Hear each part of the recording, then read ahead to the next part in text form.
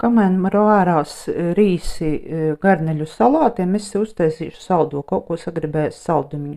Saldumam man būs bumbieris, griezīšu visu krūzē, un priekš šķiedvielas būs, jo, nu, pa svētkiem puncītis ir bišķi dabūjis ciest, te tāds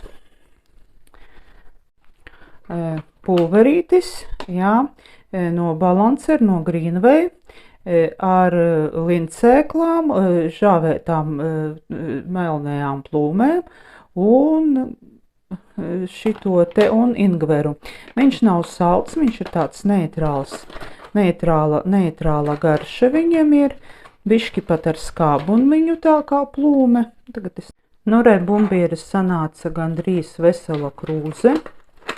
Tagad es paņemšu